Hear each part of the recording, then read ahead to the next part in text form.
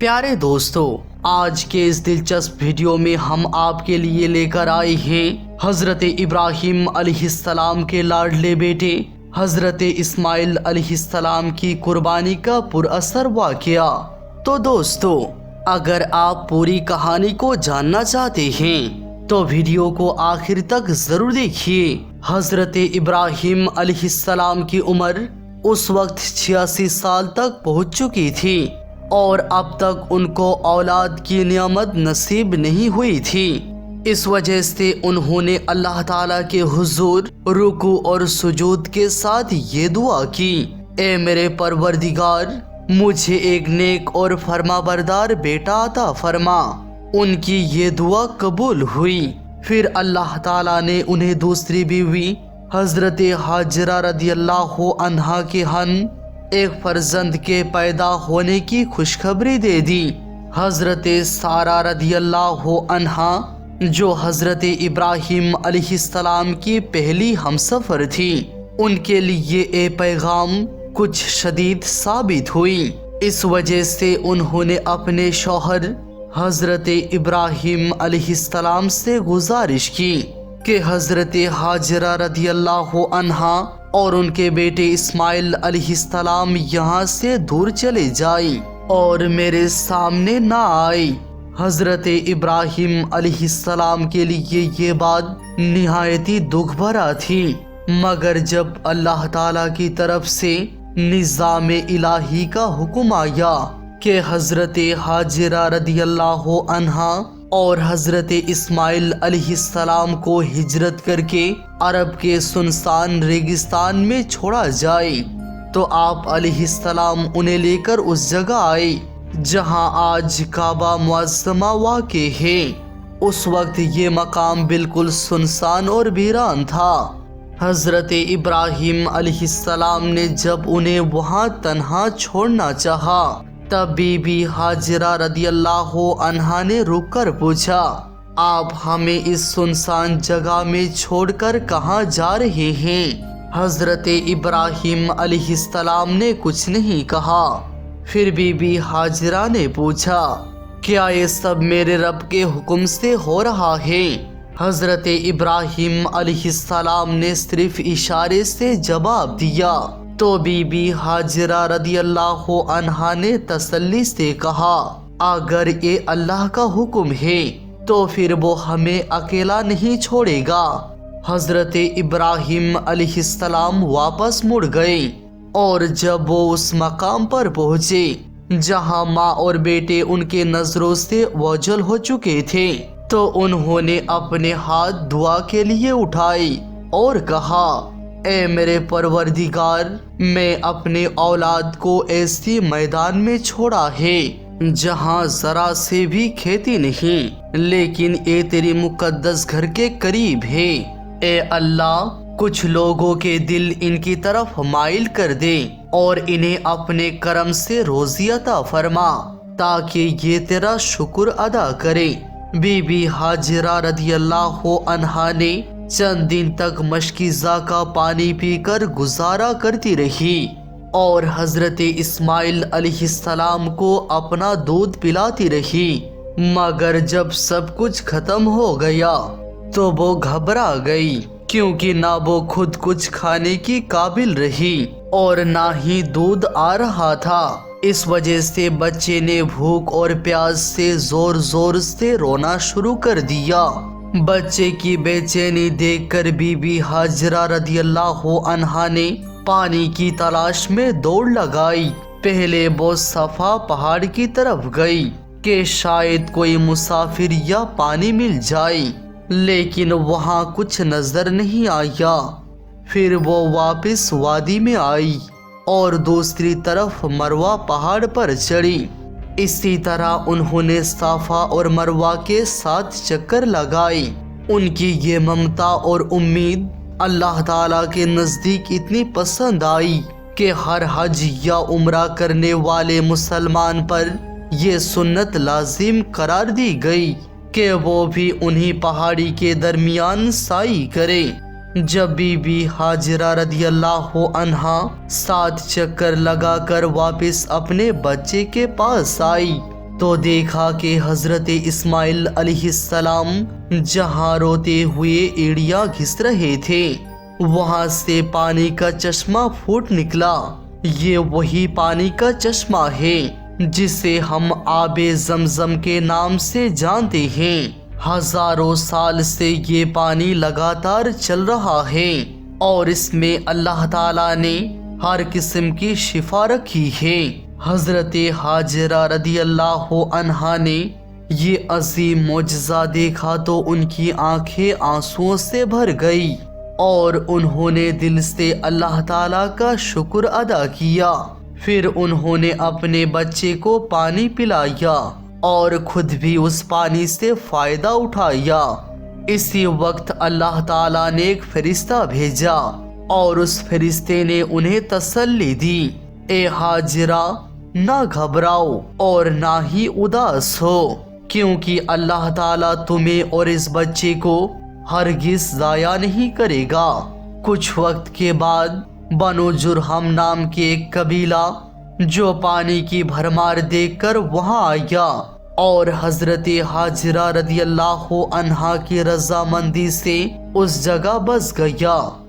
حضرت اسماعیل علیہ السلام کا بچپن اسی قبیلے کے لوگوں کے درمیان گزرا جہاں ان کی والدہ حضرت حاجرہ رضی اللہ عنہا رہتی تھی۔ جب حضرت اسماعیل علیہ السلام ابھی چھوٹے عمر کے تھے تو حضرت ابراہیم علیہ السلام نے ایک رات ایک عجیب خواب دیکھا۔ انہوں نے دیکھا کہ وہ اپنے پیارے بیٹے کو اللہ کی راہ میں قربان کر رہے ہیں۔ یہ خواب صرف ایک مرتبہ نہیں بلکہ 3 لگاتار راتوں تک بار بار آتا رہا۔ حضرت ابراہیم علیہ السلام کو یقین ہو گیا کہ یہ صرف ایک تصادفی خواب نہیں بلکہ اللہ رب العزت کا حکم ہے۔ حضرت ابراہیم علیہ السلام نے اس الہامی خواب پر عمل کرنے کا ارادہ کر لیا۔ انہوں نے اپنے پیارے بیٹے حضرت اسماعیل علیہ السلام کو بلایا اور پیار سے فرمایا، میرے لال، میں نے خواب دیکھا کہ میں تمہیں اللہ کے راہ میں قربان کر رہا ہوں، تمہارا کیا خیال ہے؟ حضرت اسماعیل علیہ السلام جو ایک بزرگ پیغمبر کے فرزند تھے بہت ہی صبر اور تحمل سے کہنے لگے، ابا جان، آپ اللہ کے حکم پر عمل کیجئے، انشاءاللہ آپ مجھے صبر کرنے والوں میں سے پائیں گے۔ یہ دونوں اللہ کے وفادار بندے نکل پڑے اس آزمائش کے لیے جو رحمت اور صبر کا عالم مثال بننے والی تھی، لیکن ابلیس کو یہ پسند نہیں آیا۔ اس نے رکاوٹ ڈالنے کی ہر ممکن کوشش کی۔ سب سے پہلے وہ بی بی حاجرہ رضی اللہ عنہا کے پاس گیا اور انہیں بہکانے لگا، تمہارا شوہر تمہارے بیٹے کو قتل کرنے لے جا رہا ہے۔ لیکن بی بی حاجرہ نے بڑی تسلی سے جواب دیا، ابراہیم ایسے کام اپنے مرضی سے نہیں کریں گے، اگر وہ اللہ کے حکم سے کر رہے ہیں تو میں اپنے رب کی رضا پر راضی ہوں۔ ابلیس یہاں ناکام ہو گیا۔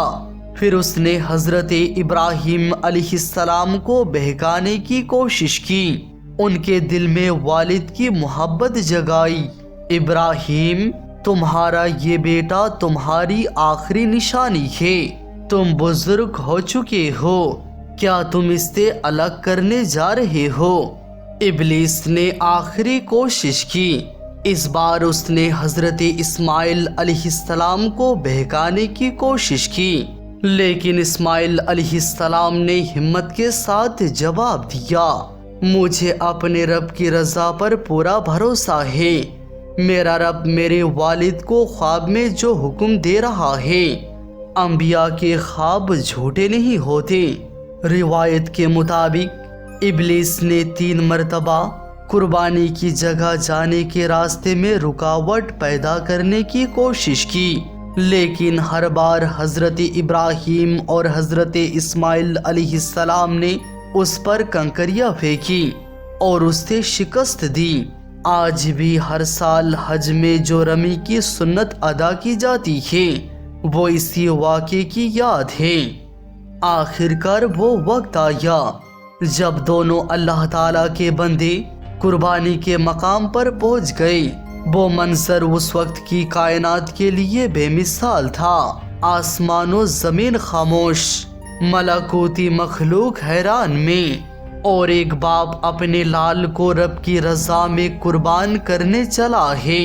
حضرت اسماعیل علیہ السلام نے کہا، ابا جان، میری ہاتھوں اور پاؤں کو باندھ دیجئے تاکہ میں چھلنے کے وقت ہل نہ جاؤں۔